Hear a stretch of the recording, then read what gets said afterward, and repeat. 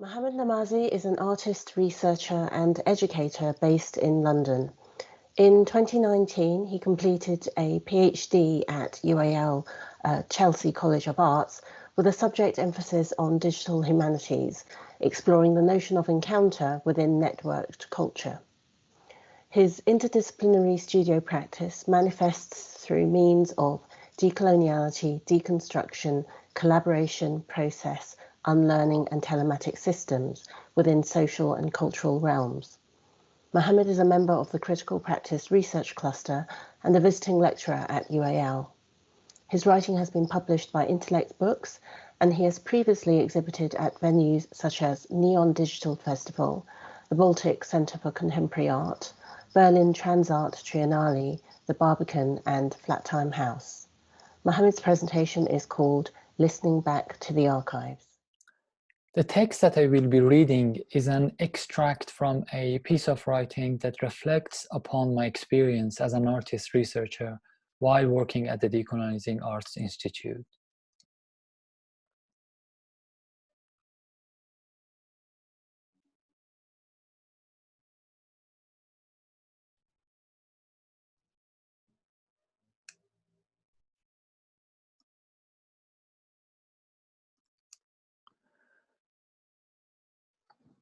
When walking within the aisles of an archive, aspects of the past feel much closer to us. Contrary to the experience of reading history through the textbook, archives and collections invoke knowledge through actual objects, items, and artifacts, ready to be touched, seen, and felt.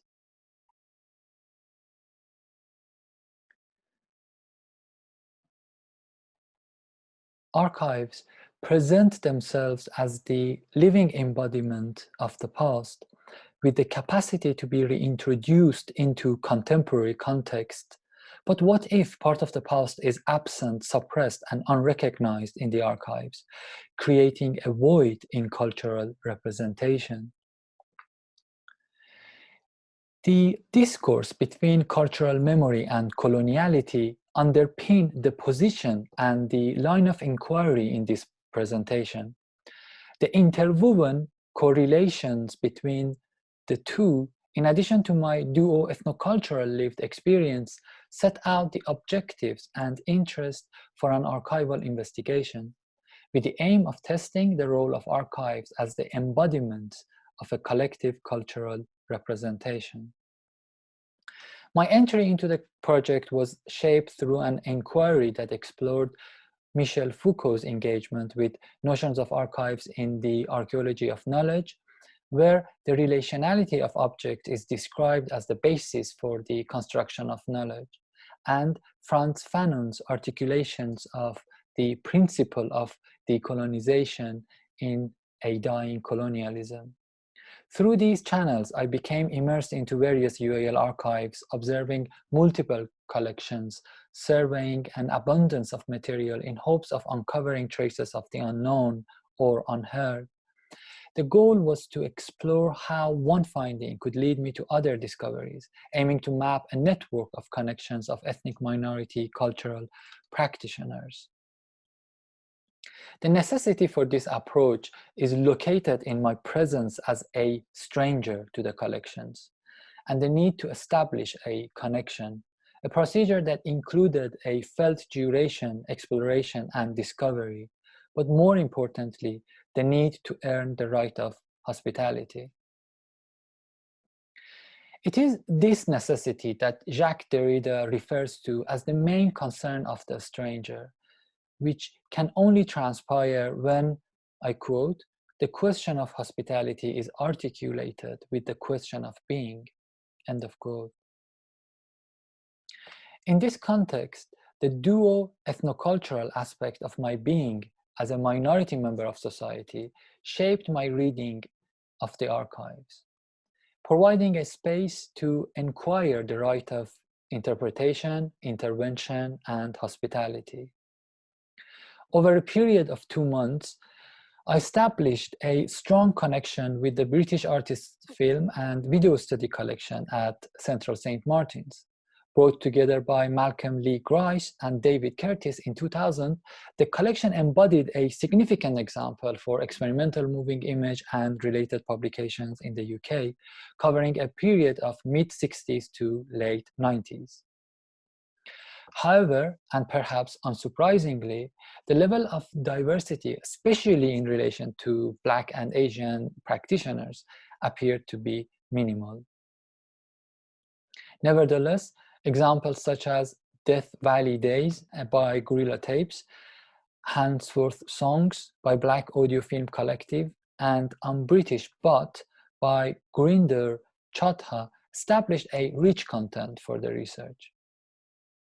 These videos facilitate the possibility to revisit the social and political unrest in the 80s, as well as providing analysis for the early cultural integration of Black and Asian communities in the UK.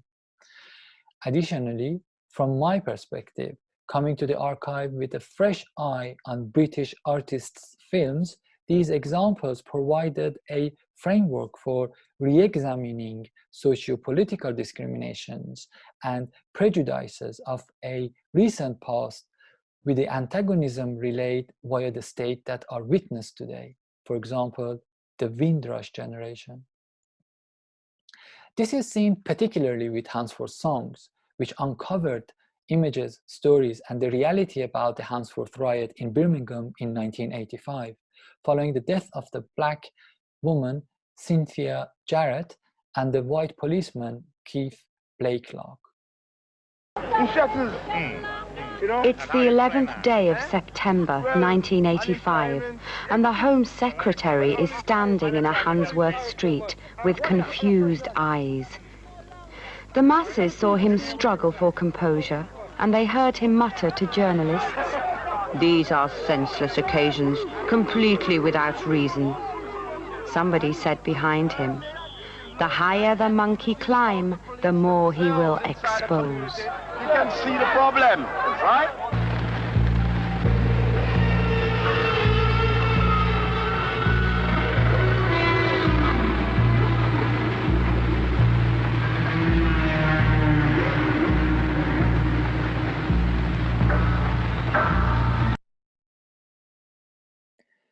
This well-known and discussed film essay frames the discontentment of the Handsworth community and a sense of disconnection from the mainstream politics of the time, a situation similarly described by George Floyd's killing and the consequent protests in the US and around the globe. In Handsworth Songs, we see interviews with the Handsworth communities, snapshots of newspaper headlines, refilmed archival footage, and a poetic sonic and visual epitomizations to enable the film not only to represent the frustration of the Handsworth community, but also the oppression felt by generations of ethnic minorities.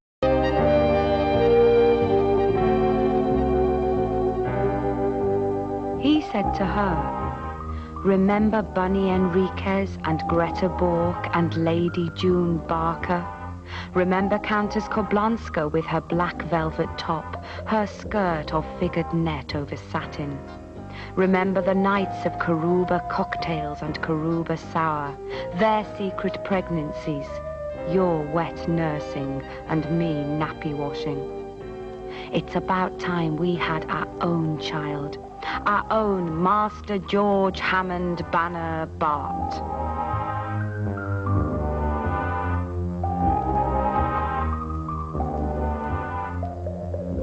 That night, I moved from an idea to a possibility. I was born in a moment of innocence.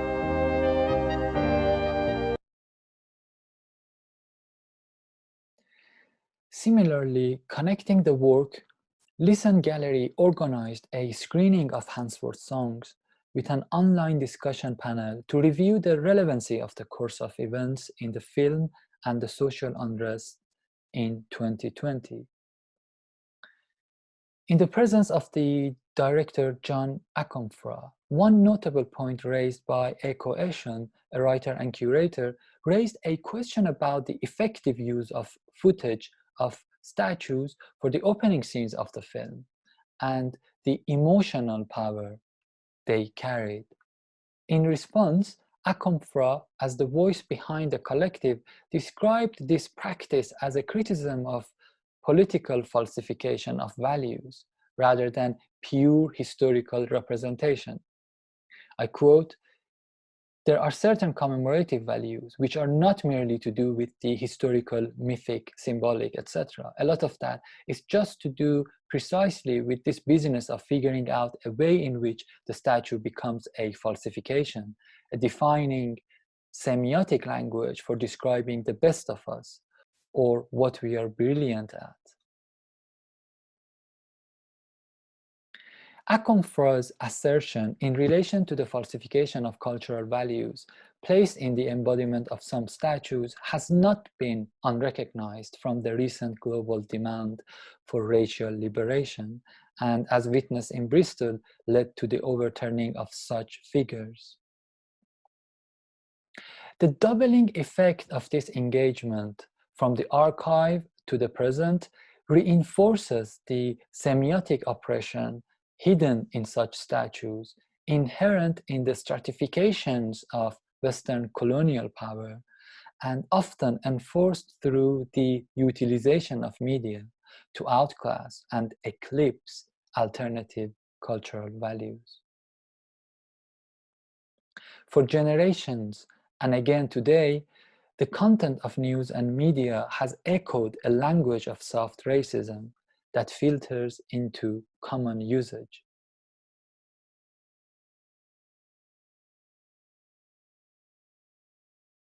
There was a committee which looked at it and said that if we went on as we are, then by the end of the century, there'd be 4 million people of the new Commonwealth or Pakistan here. Now that's an awful lot, and I think it means that people are really rather afraid that this country might be rather swamped by people with a different culture. And you know, the British character has done so much for democracy, for law, and done so much throughout the world. But if there's any fear that it might be swamped, people are going to react and be rather hostile to those coming in. For a British nation with British characteristics, every country can take some small minorities, and in many ways they add to the richness and variety of this country. The moment the minority threatens to become a big one, people get frightened.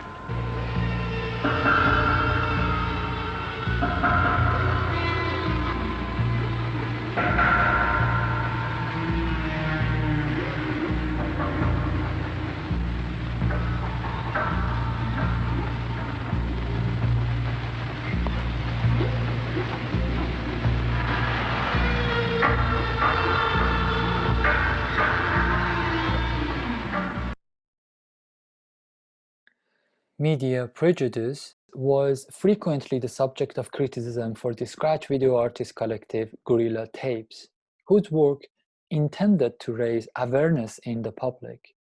The group were influential through their ironic, inexpensive political tapes, mainly made by collaging old movie footage combined with TV news content.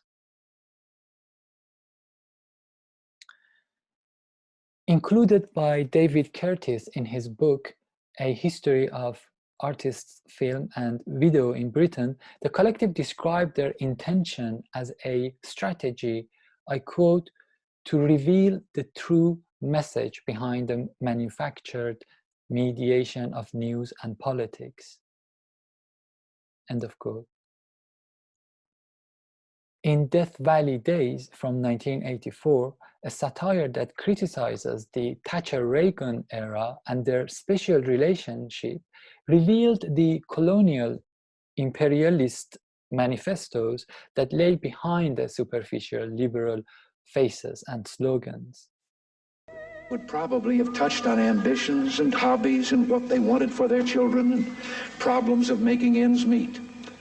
And as they went their separate ways, maybe Anya would be saying to Ivan, wasn't she nice? She also teaches music. I love music. I love music. Music. Love music. and I love just pottering round the house.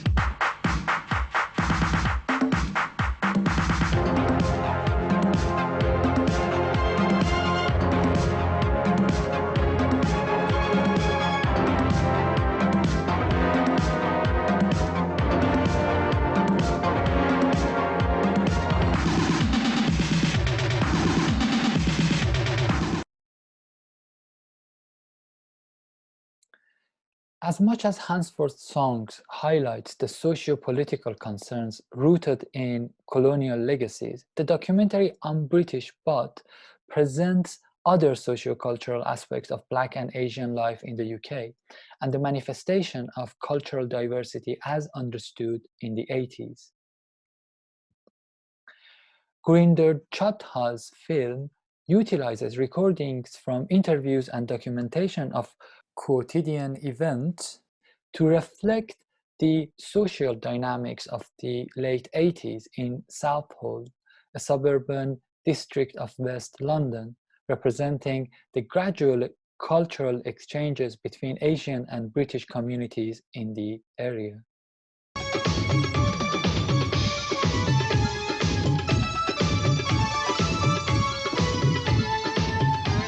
I see myself as British. Maybe, well, Welsh, I suppose. I'm Asian since I was you see I'm Asian. Northern Irish is how I would describe myself, and I'm very happy with that. I would prefer to be described as a Scottish Pakistani rather than British.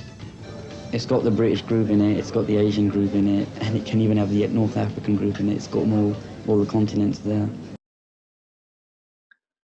Hinting on some positive aspects, I Am British But engages us with a narrative that introduces a successful process of intercultural exchanges and progressive social integrations, a notion defined by Homi Bhabha as cultural diversity. Homi Bhabha analyzed this process in his essay, Cultural Diversity and Cultural Differences, I quote, as an epistemological object, culture as an object of empirical knowledge, end of quote. Kundan वर्गियां रूहां दी ओए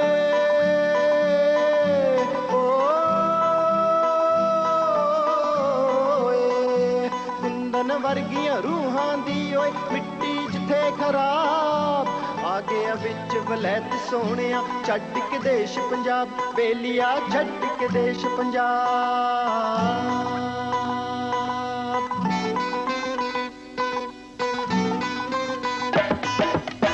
परदेस की वसना यारा जिथे प्यार न वसे जिथे हर कण नफरत दे नाल तेरे उत्ते हसे कुंदन वर्गियां रूहां दी ओए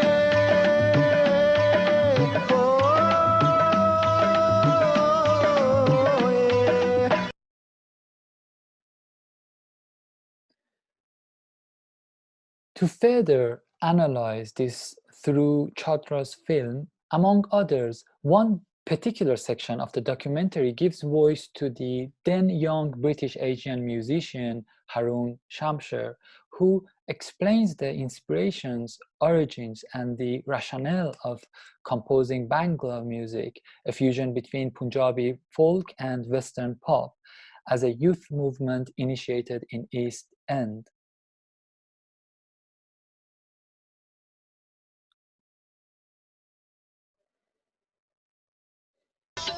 Let's talk real. You know what I'm saying? I see music as being a good mainstream is to put your feelings across, and this is how I do it. I'm mixing together Bengali music, folk music, and West music, and making people appreciate and actually forcing them to dance to our music. You know what I'm saying? Yes, indeed. Until about 4 years ago, I was a real British person, you know. I didn't know anything about my own culture, my roots, you know, Bangladesh, you know. I didn't come from, even though I was born in England, you know, I had a long background. And there's a lot of people like that out there, you know, like me. And what I'm trying to do is I'm learning now. I'm realising that I have got roots, and it's quite nice. I've got a nice feeling out of that. I'm trying to make other people out there understand the same thing as well.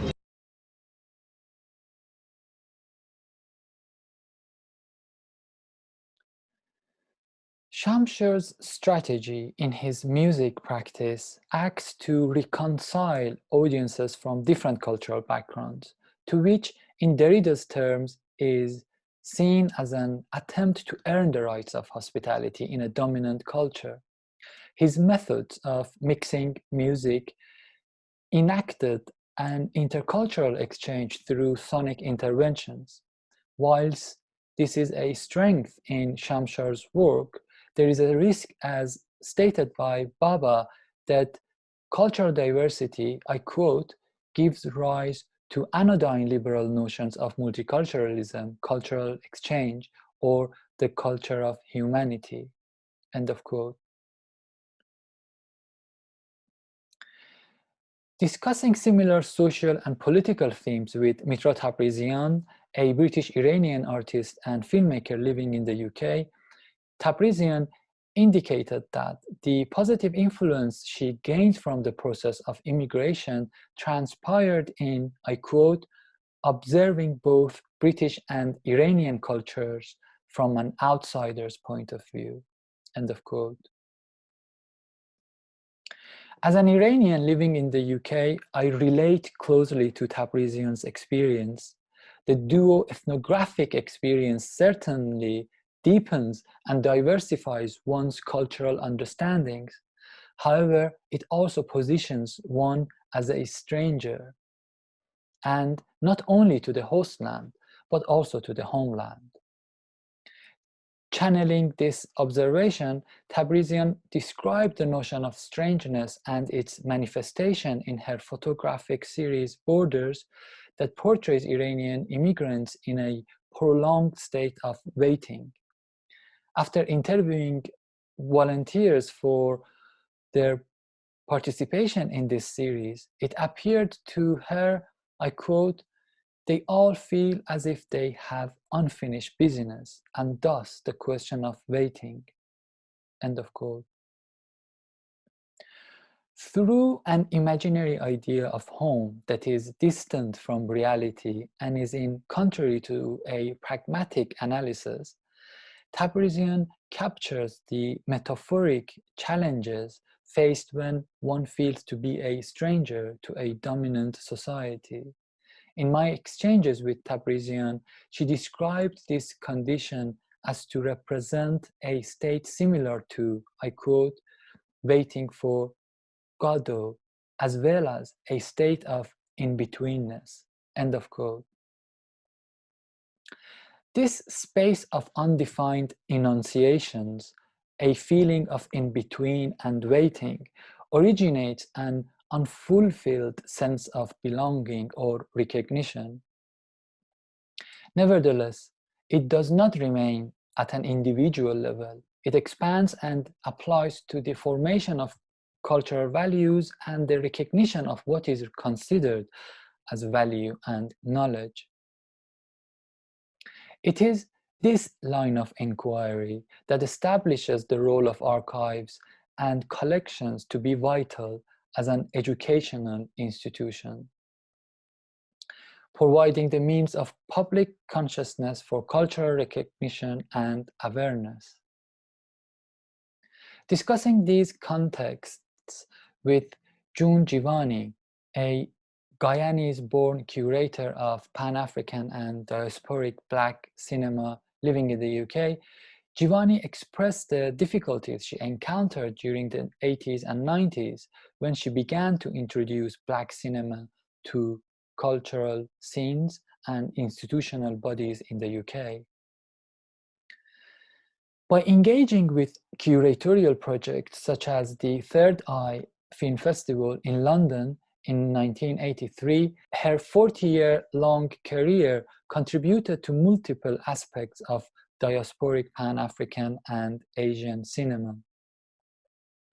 In particular, Jivani collated the very first edition of the Black and Asian Film and Video List in 1988, which was realized as part of a commission for BFI, asking about her long curatorial practice and her lived experience. Very often you are in relation to the central tenets and the central institutions in the widest sense of cinema, whether it's festivals, whether it's cinema genres, whatever. You're always on the outside and being compared to what are regarded as the central tenets of that. Giovanni's testimony loops us back to the notion of strangeness. When a voice seems strange to dominant cultural values, the confrontations in challenging those central principles forms the enduring process of decolonization. This process in any non-inclusive system, for example, archives, is hidden in the restless and continuing hopeful search to attain the rights of hospitality, leading to enabling the dissemination and distribution of alternative cultural values. The process of educational and cultural liberation is clearly perceptible in Giovanni's collection, partially in residence at Mayday Rooms. Currently, in search for an organization to host the collection permanently, and equally importantly, to preserve the anti-colonial ethos of the collection for the generations to come. Giovanni's project demonstrates the importance of working towards creating discursive collections in archives and their role in pedagogical praxis, with the capacity of portraying contributors collectively. As seen in these works, engaging with processes of decolonization can only be effective through a direct dialogical interaction with those excluded from any society. It has to be materialized through their understanding of value, ethos, and knowledge to give space for alternative voices, resulting in retracting the process of colonization into liberation.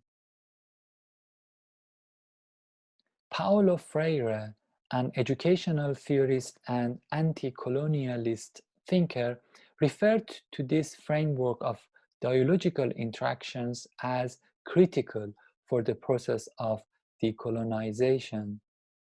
In his book, Pedagogy of the Oppressed, he emphasized that the dialogues between the oppressor and the oppressed must entail action, and the content of these exchanges, I quote, can and should vary in accordance with historical conditions and the level at which the oppressed perceive reality. End of quote. If the dialogical process of engaging with any minority does not entail common reflection and action, as Freire describes, it will only result in pseudo-participation and not committed involvement. Through this channel, we can succeed in retracting colonial stratifications not only in the archives, but in the wider socio-political dimensions of collective living. Thank you. So we're going to move now to the last conversation and Q&A of the day, moderated by Judy Wilcox. Judy is head of the Museum and Study Collection at Central St Martin's and a senior research fellow with an interest in object-based learning and the pedagogical potential of archives. Judy's also interested in museums and archives as spaces for well-being, social justice and representation, and works with a wide range of community partners. Thank you, Susan, for that introduction.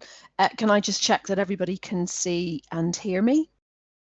Yes. Hello, Judy. Super. Hi, Mohammed. And thank you, Mohammed, for a really rich and interesting presentation. And And having worked with you for a number of months now and seen the expansiveness of your research and your engagement with the archives, I know that what we were able to look at today was just really a small part of you know, what we've talked about. Sorry to interrupt again, folks. Mohammed, could you stop sharing your screen, please? Oh my God, sorry, I'm spaced out. Thank you. No worries. Thank you. Okay, so hopefully that's all working now. So there are so many threads that I've drawn between your presentation, Mohammed, and the presentation of the other researchers, and so many routes I would really like to go down, but I think I've narrowed it down in the first instance to one question. And I think it's really interesting that two of our researchers wound up settling on artists' film from the 1980s. So that period was a period of great ferment and social injustice and resistance. And I know from some of the thinking that Stephen Ball and I have done around artists' film as a discipline, we have this notion that perhaps because artists' moving image was a relatively new discipline in the 70s and 80s, so it was kind of the Wild West of fine art practice. It was unclaimed territory.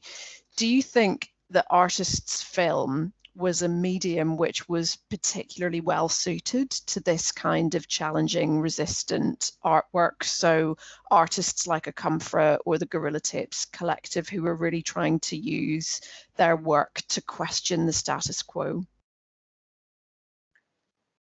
Absolutely. I think they made a great use of the medium and the technology at the time, and in a way, I think that kind of, especially with Gorilla Tapes and the kind of really inexpensive way of making their work, sort of I think fits in this context very well, because it's a kind of, I see it as a maker, I see it as a kind of in a way, in a kind of I mean, it's sort of, you know, it's a kind of recycling the media and give it back to the colonial discourse. So in a kind of way, they sort of basically, I think Gorilla Tapes practice worked very well, but also with Hansworth songs and Black audio practice, I think this kind of as one of the early sort of films that is a kind of, in a way, it's the beginning of this kind of essay film, archival sort of refilming archival material, and in a way, again, very inexpensive, very sort of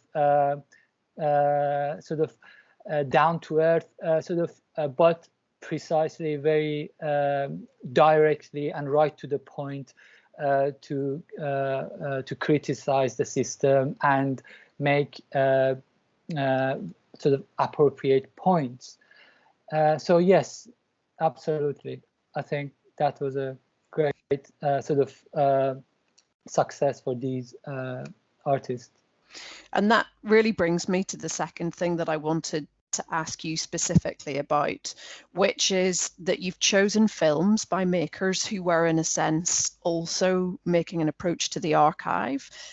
So both the Gorilla Tapes film and the John Akamfra film are a mishmash or a collage or a scratch of these multiple different visual resources. So effectively that they were approaching a film and television archive and remaking it. And you've talked a lot about your journey as a stranger, in the Derridian term, coming into the archive. And I wondered whether you felt there was a reflection in the artists that you were working with. You know, it's almost like an endless Moebius strip. So you're looking at somebody who's looking at the archive in their work, and you're an artist yourself coming into the archive. Did you think about their journey as a perhaps a stranger in the terms that you've discussed?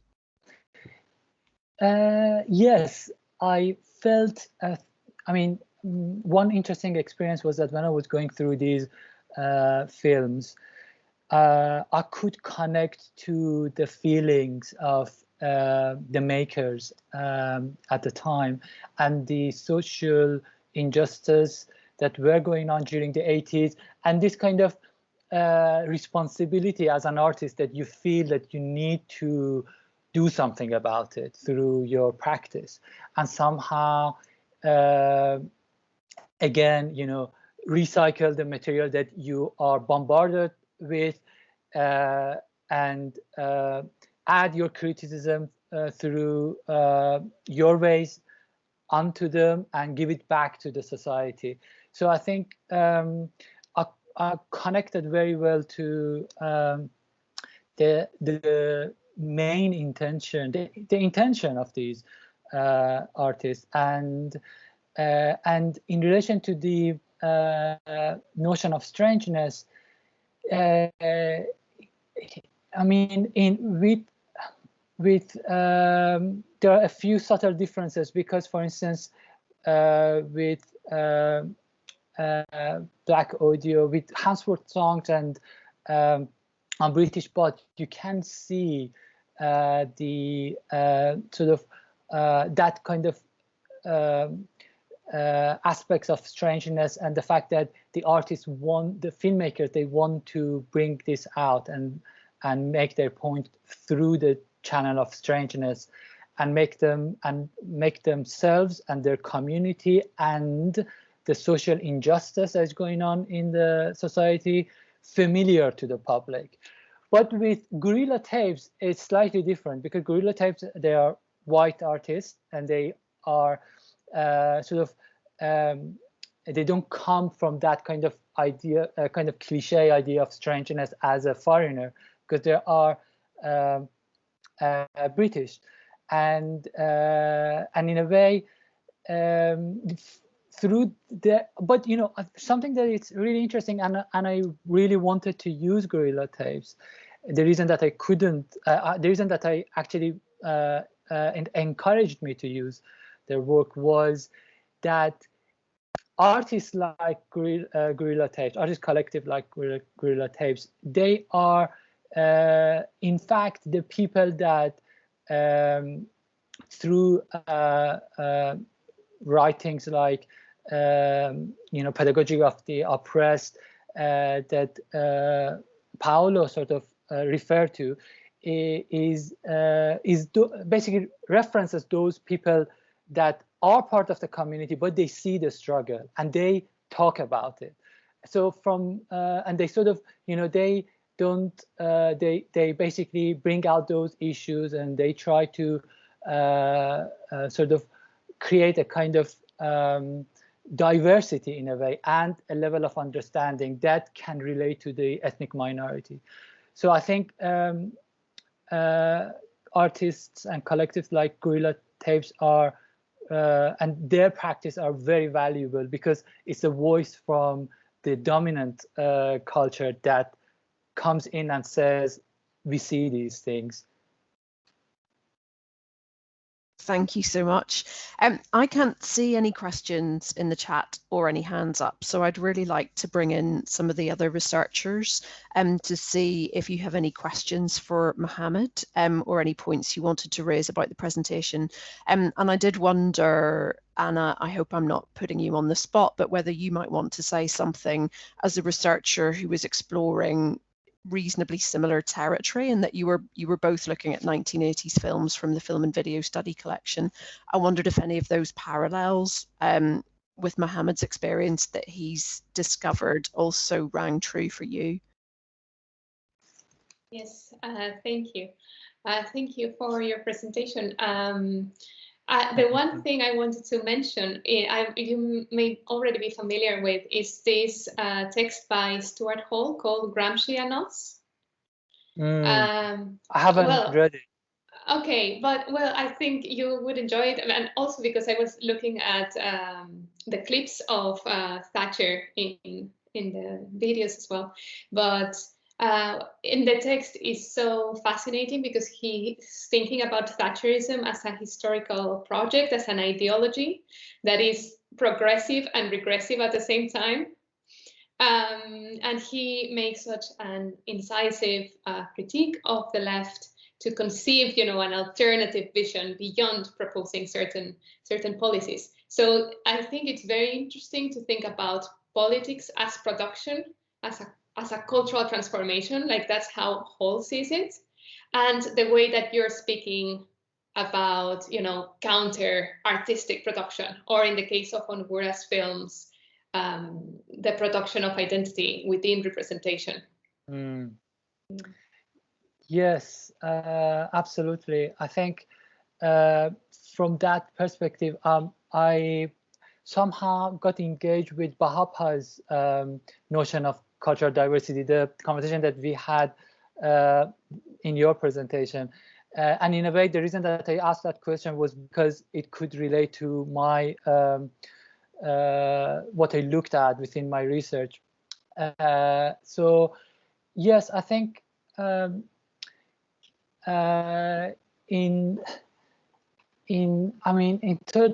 sort of the looking into the kind of this process of decolonization, and if we want to sort of see that actually in a kind of practical manner, I think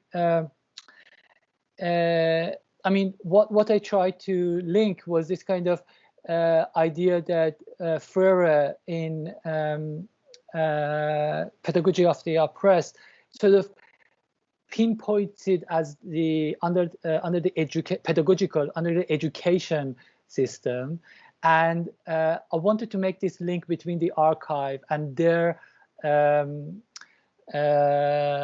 agency in education, and then through that channel try to basically bring this idea of direct dialogue with the oppressed, and within that the observation of cultural diversity and the position of ethnic minorities within that, and then sort of see how we can somehow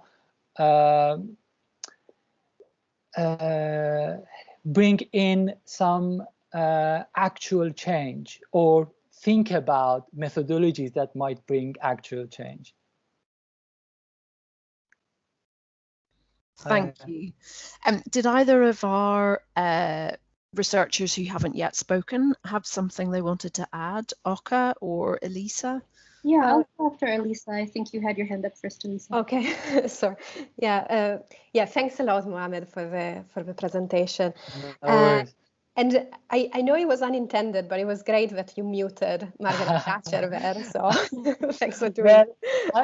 I can see the beauty of that, but I have to say I'm gutted about sort of losing all the sound. I think it was a pity actually to lose all the music part, because you point out like the importance of sound, and of course the Black Audio Film Collective is called Black Audio Film Collective, so there is the importance there, and also with the Chandra piece, and I think like that the kind of sonic dimension of the archive through dub or through other sort of music has been very, very important. But there was something else that I wanted to pick up on, coming back to this idea of hospitality, and like, I really like the way in which you think about like hospitality within the archive as a researcher yourself, and so kind of asking to be granted that kind of hospitality. And one of the things that came to my mind was like poet and artist Banu Kapil, who published like a really great book that is called How to Wash a Heart. And I wanted just to read a very short passage because I think it's really great for it really resonates very well with what we're speaking about. Thank you so much. And she says that it's exhausting to be a guest in somebody else's house forever. And I think that that's what you are, trying, like what you are very well kind of pointing at through the presentation, through the artists that you have looked at, and thinking about how all these things are still present in our society today. I mean, Windrush, the Windrush scandal, there was a deportation during the night of people to Jamaica. So this is, something that it's so, the hostile environment is so like, So I just thought if you wanted to comment on that. Sure. No, absolutely. I think, in I'm British, but by Chatra, there are so interesting examples that it shows how cultural diversity actually, it sort of embodies the idea of cultural diversity from my perspective, and how it can actually give birth. What's the process of giving birth to cultural diversity? And I think through the example of Harun's music, I think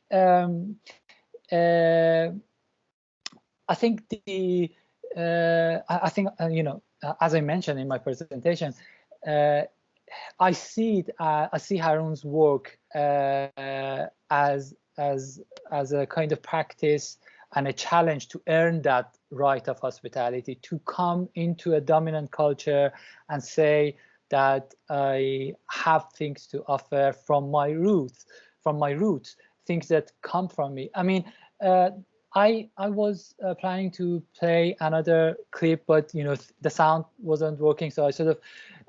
But there is a part in the film that I really recommend for everyone to watch.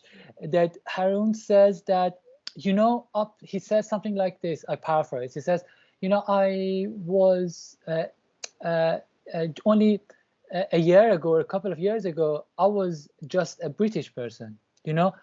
I didn't know anything about my roots, Bangladesh, where I come from. So now, and then he says that I'm basically learning now through that in order to understand who actually I am and how I can basically introduce new music to the UK culture scene through that channel. So I think this idea of, there are so many things that we can talk about this, but I mean, the idea of hospitality, I think in a way can be seen dominantly in Harun's work. Thank you. So Oka, I'm very aware of time because I know that Susan always likes to finish as close as we can, but please, if you would come in with your final points, that would be super. Sure, yeah. Thank you so much, Mohammed. I wonder if you've read Kavita Banot's article, Decolonize, Not Diversify, and I think I have been sort of skimmed that at some point, yes. Yeah, and so I was wondering about the interplay of those two words, decolonization and diversity, within the context of your presentation, and perhaps how different artists or movements have interpreted. I know this is like a big question for the end, but that was my. So just to understand it properly, so the differences between decolonization and diversity? No, I mean, well, the article talks about those differences, but I was wondering about the interplay between how artists or cultural theorists use those two words and how you yourself use those two words in dialogue with each other or in relationship to each other in your Sure. Yes.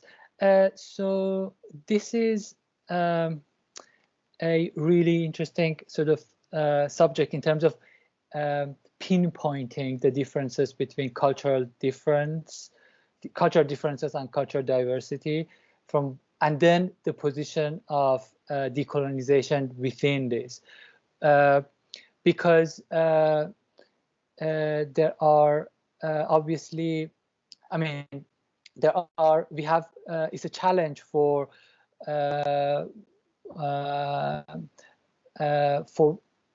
maker or a writer or whoever wants to somehow think about the possibility of cultural integration and exchanges and at the same time maintain that idea of tradition. So I mean, I think I somehow can relate to this concept of how the tradition in any form of culture progresses, and one generation one generation's point of view sort of alters to the previous generation, and that I think that's something that applies everywhere. But when we come to works like Harun Shamsher, that there is this danger in a way of, you know, I had two clips in this film in my presentation. The first one was about a singer that represents the traditional way of Bengali music, and then Harun comes in and introduces a kind of new genre in Bengali music. So then there is this kind of conversation that although that Harun's practice is really interesting and people might like it, but the counter argument is that it's basically destroying the traditional Bengali music. So I think this is a kind of debate that you know, it's an interesting debate and conversation, but I think the process of decolonization in relation to this can basically, I think these processes are integrated within the process of decolonization, and it's a bit hard to pull them out and sort of think that, because I think in any way cultural integration and exchanges happen, and I think it's a kind of inevitable maybe process, but yeah, I think I don't know if I have answered your question, but I tried to hint on some points. Thank you. Thank you so much, Mohammed, and thank you to all of our researchers for such an interesting exchange, as indeed it was after each of the various presentations. I feel like one of the really invigorating things about this project has been seeing the way you interact with one another and riff off each other and share source material and articles that would be interesting for each other's work. So it's been great to see the way you've all worked together. So I'm going to draw this session to a close and hand back over to Susan, who I know wants to wrap up the day. Thank you so much, Judy and Mohammed and everyone. It is hard to wrap up, and let's just say we're drawing to a temporary close. We've had some incredibly rich discussions provoked by your critical, creative, meticulous decolonial approaches and moves, Oka's upturning and turning up of the caption as a ubiquitous, hierarchical, ableist practice, meta and macro archival amplifying, threading and unraveling, refusing homogenization and silence, as well as refusing disclosure willed by others. Elisa's micro dovetailing of separated and segregated archival bodies and narratives, the meticulous fashioning of an agonistic joining, jarring and flaring of occluded histories, along with the unjoining of their hegemonic counterparts. Anna's close attention to provisional, conflicted and perhaps risky intersectional positionings in and through the reading of Onwera's work, inviting the ongoing living, breathing passage of ideas over the settling of ideas, and Mohammed's listening back to the archive, bringing voices and gestures and interventions into complicated dialogue and play, whose voices and sounds today were ironically and interestingly muted, perhaps for some painfully so, for this muting and silencing heightens their and our exhausting, as Elisa said, estrangement within and without the archive. So it's been an incredibly rich and quite a long day too. On this note, I would like to invite everyone to join me in thanking our colleagues across the UAL Library Archives and Special Collections, Sarah Maherta, Gustavo Grandal Montero, Stephen Ball, Judy Wilcox, our Institute colleagues behind the scenes, Claire Pattenden and Hannah Rowe, and most of all, our researchers in residence, Khairani Barokka, Elisa Adami, Anna González Rueda, and Mohammad Namazi. Thank you all so much. And thank you. Thank you. Thank you so much, Susan. Thank you, everyone. Thank you. Thanks. Thank you.